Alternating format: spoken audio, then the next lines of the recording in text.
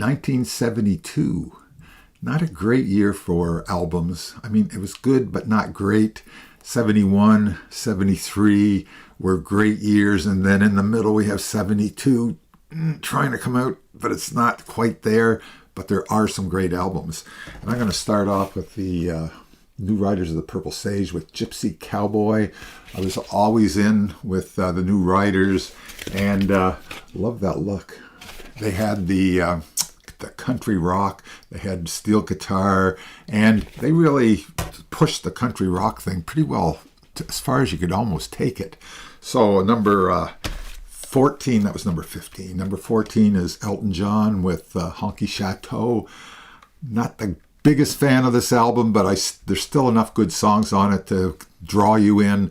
It's got Mellow on it and Honky Cat and Rocket Man. And I think Elton was kind of depressed at the time because overall it's kind of a down album, but still good for a listen. Then we have Mott the Hoople with All the Young Dudes, song that David Bowie gave to them. They were ready to pack it in, and then they decided, oh, this song might work, and it worked. Had a couple albums before this, but this kind of album I listened to the most. I think it was more, I guess, friendly for most people. Had that kind of, not survey, but it had more of that appealing kind of to the majority of people, although I like their other albums too. And that is number 13. Number 12 is Sailing Shoes by Little Feat. This is their second album. And this is really where they really started to develop their sound. And for, I think, about 4 or 5 albums. And Lowell George, when he died, that was it for me. But lots of great songs on this. It's Too Easy to Slip. And like I said, it's the start of Little Feat's sound. And I love that sound. And number 11 is Close to the Edge. And this is the last Yes album that I bought. I bought 3 albums, the Yes album, Fragile, and Close to the Edge. And Close to the Edge is a classic album. A lot of people considered this their best. I kind of like the Yes album better, but you can't deny this is a classic album, and that is Close to the Edge. And that is close to number 11, but it is number 11. So number 10 is Thick as a Brick. I bought this album the day it came out, and this is all original. It's got all the stuff in it that I probably never read. But when I got it home and it was all one song, basically, and I thought, it took me a few years to get into this, but with a lot of Jethro Tull albums, once I was there, I was all in. So that's Thick as a Brick as number 10. Number 9 is Seventh Sojourn by the Moody Blues. And this is probably their last really great album. They put out a few good albums after this, but this is kind of where they really put it all together for the last real great album. And great covers too. I love their covers. And we're going to show the whole thing here. Look at that landscape. You're right in there. The landscape of that music kind of sucks into that void there, whatever you want to call it. And number 8 is Can't Buy a Thrill, Steely Dan's first album, and Do It Again, and Dirty Work. And I liked Steely Dan up until The Royal Scam. After that, I didn't like their jazzy stuff much. But I liked their sound on the first, I guess there's 4 or 5 albums there. So this is their debut album. Not bad for a debut album for sure. And number 7 is Trilogy by Emerson, Lake and Palmer. And there's one song on here that I just can't stand, Ho Down. It's like a yippee-yi-o-ki-yay type of song.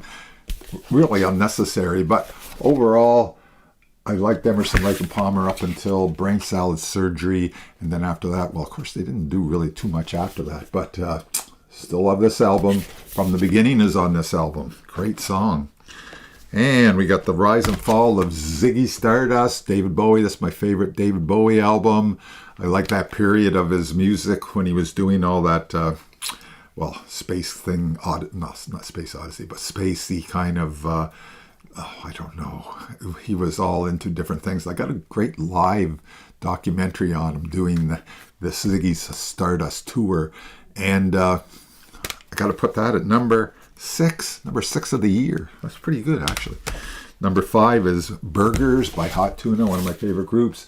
Jorma Kaukonen and Jack Cassidy of the Jefferson Airplane started this somewhere, well, 69 I guess they started.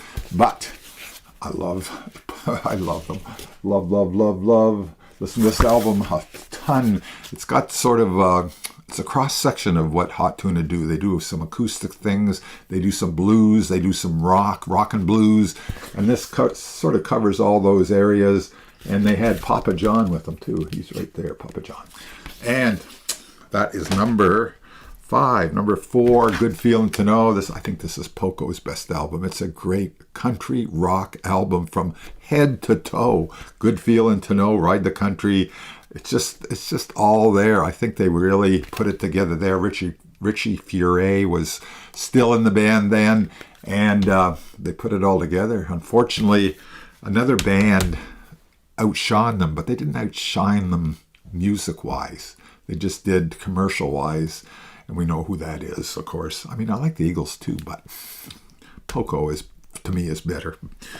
Okay, then we got Manasses. This is a double album with Stephen Stills and Chris Hillman, and so many different varieties of music here too. Stephen Stills shows all his different forms of, he got some acoustic things, he's got some country rock things, he got some Latin kind of things on here, and some blues. He's got a little bit of everything on this, and I think it all works. This is where he really put everything into one great album, and then after that he's kind of spotty, but whatever. And then I got number 2 is Transformer by Lou Reed. I was into Lou Reed throughout the 70s until the early 80s. Then I kind of burnt out on him. But at this time, I was really big time into Lou Reed. You Hit Me With a Flower, Vicious, You Hit Me With a Flower. And I listened to a lot of Lou Reed in the 70s. And number 1, and I could not make this number 1, Exile on Main Street, another double album with all kinds of variety, muddy, murky rock and roll. You can't Exile on Main Street. I could still listen to this album. There's so many different things going on here, and it was really done in a sort of a chaotic way with lots of drugs and stuff. But anyways, Exile on Main Street is my number 1, and so long.